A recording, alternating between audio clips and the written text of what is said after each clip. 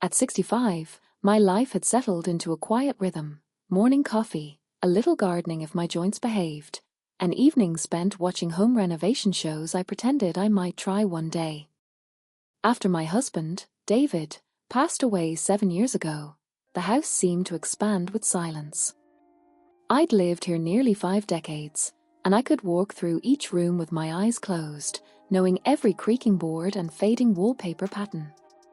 My daughter, Sarah, insisted for months that my bedroom furniture looked older than electricity.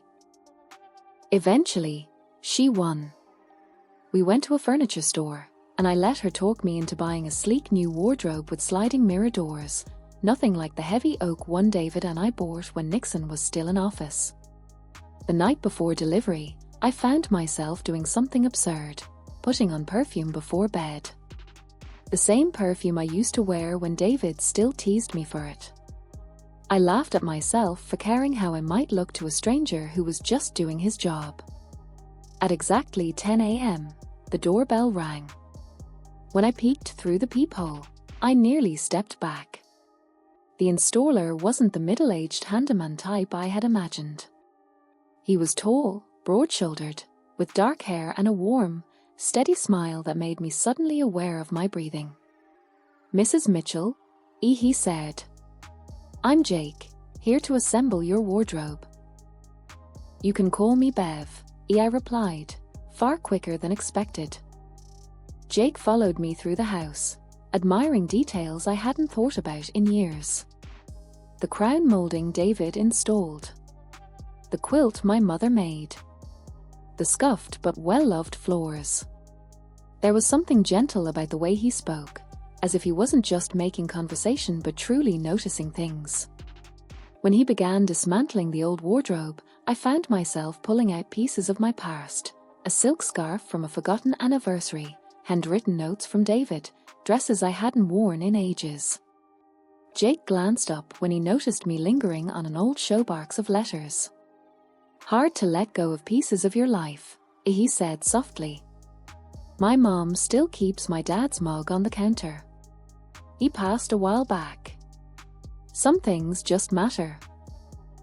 His understanding surprised me and warmed me. As we worked together, me holding panels, him guiding my hands, I felt a flicker of something I hadn't felt in years. Not romance. Not desire. Something simpler. Presence.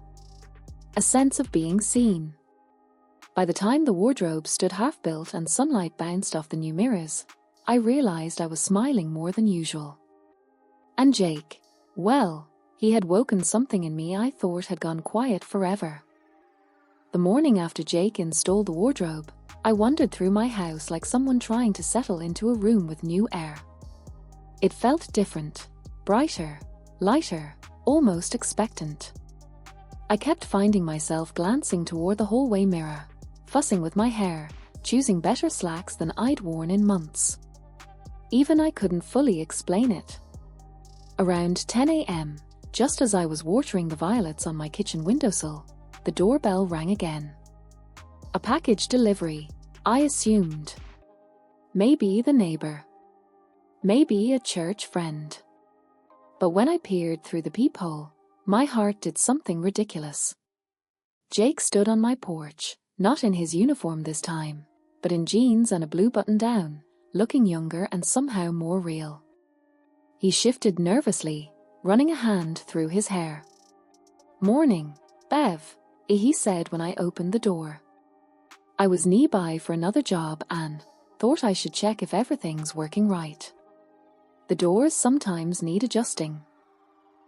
It was an excuse so thin it was practically lace. And we both knew it. But instead of calling him on it, I stepped aside. "Come in," I said. "You can take a look."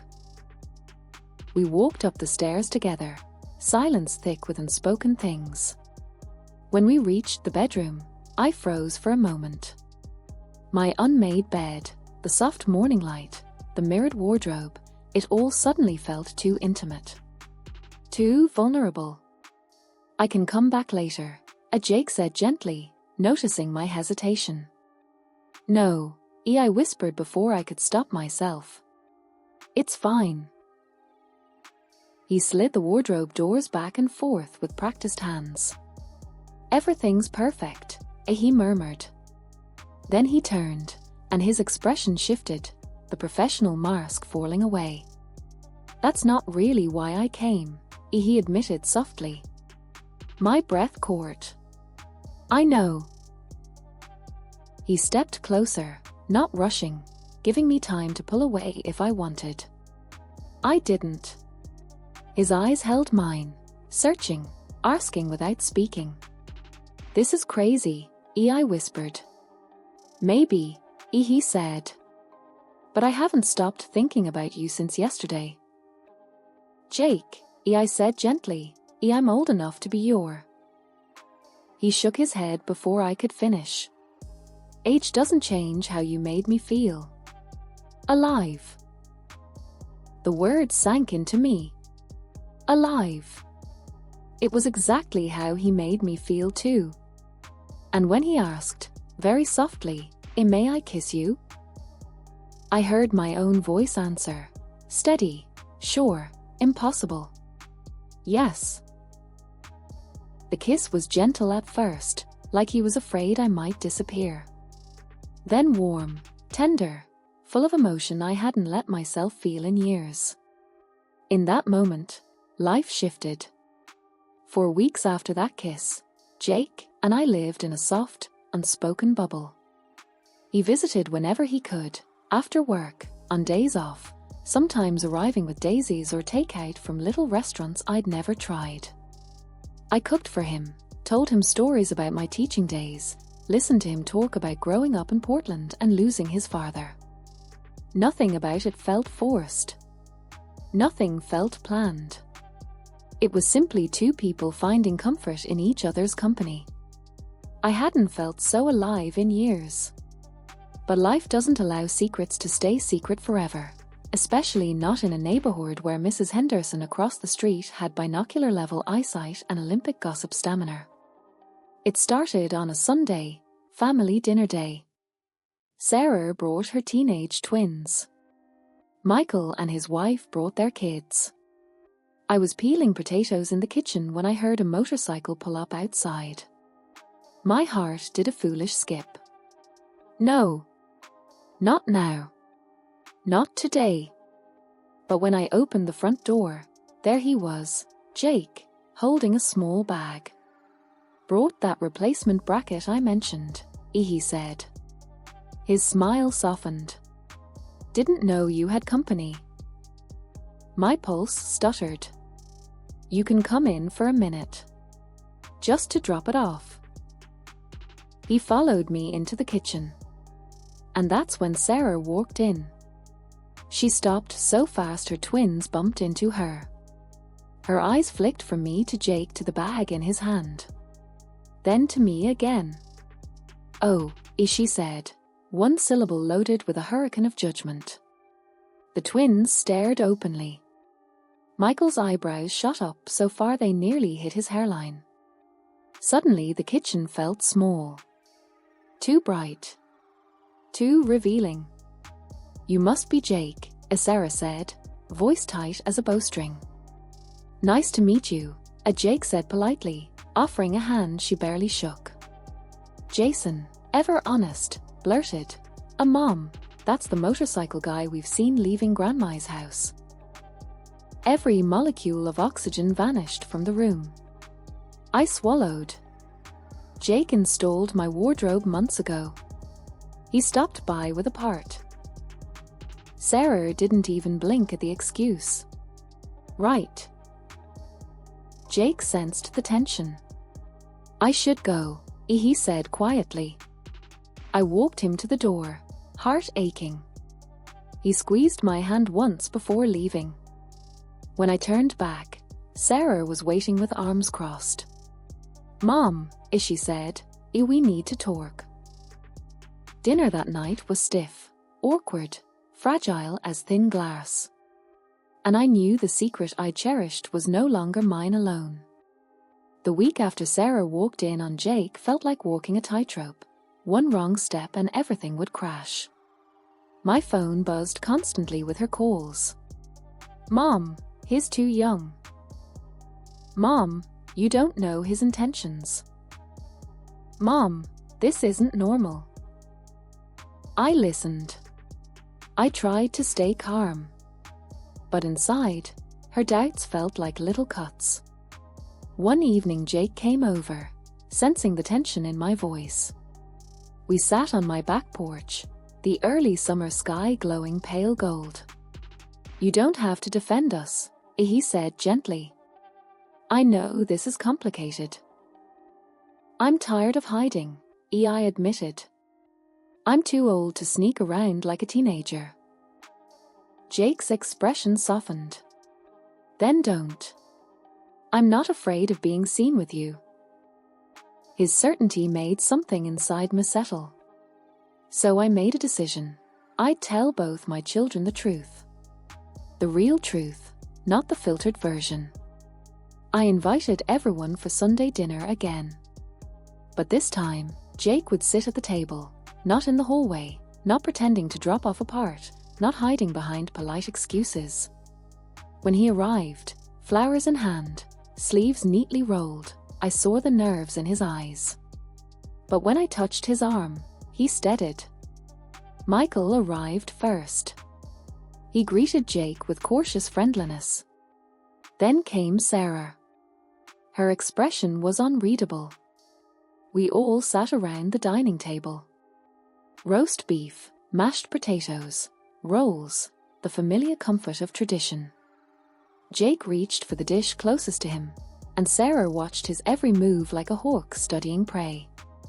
Finally, Michael spoke. So, Jake, are you and Mom? Jake didn't flinch. Yes, sir. I care about her. A lot. Sarah set her fork down too carefully. She's old enough to be your mother. Jake nodded. I know. And I respect her more because of who she is, not because of her age. Sarah stared at me. Mom, is this really what you want? The room fell silent. Then, for the first time in years, I spoke completely from my heart. Yes, Sarah. He makes me happy. He makes me feel alive. And I'm not ready to disappear into a quiet life just because other people think I should. Sarah's eyes softened, just a little. Michael nodded once, slowly. And for the first time since Jake and I began, it felt like I could breathe again. Life settled into a gentle, unexpected rhythm. Jake would stop by after his shifts, sometimes tired, sometimes carrying wildflowers, always smiling like seeing me was the best part of his day. I cooked more. I laughed more. I started taking yoga classes and bought clothes with colors I hadn't dared wear in years. One rainy afternoon, lying beside him, he said softly, I've been offered a promotion. Management position. That's wonderful, I said. You deserve it. He hesitated. It means no more home installations. No more houses like yours. If I had gotten this job earlier, I never would have met you. That realization hit me deeply. Life is so strange, how one ordinary Wednesday morning can change everything. How a wardrobe delivery could rewrite the ending of my story. Weeks passed. Slowly, even Sarah began softening. She watched the way I smiled now, the new confidence in my step. One afternoon she told me gently, a mom that would have wanted you to be happy. It wasn't approval. Not yet. But it was the first time she stopped resisting what she didn't understand. Jake and I didn't rush anything. We didn't pretend the age gap didn't exist. We just lived each moment with honesty. He told me about his dreams, opening his own furniture workshop someday. I told him about mine, maybe traveling, maybe writing down stories I tucked away for years. One warm evening, as fireflies danced in the backyard, he took my hands in his. "Bev," he said quietly, "I don't care what anyone thinks. I want this. I want you. Not for a moment, for as long as we fit in each other's lives." My breath caught, not in shock, but in gratitude. "I want that too," I whispered. There was no dramatic ending. No fairy tale promise. Just two people choosing each other against the odds, in a world that rarely understands love that doesn't look like everyone expects. I used to think life closed certain doors with age. But now I know something truer. Some doors open only when you've lived enough to appreciate what's on the other side. And sometimes, happiness arrives wearing work boots, carrying a toolbox, and knocking on your door on an ordinary Wednesday morning.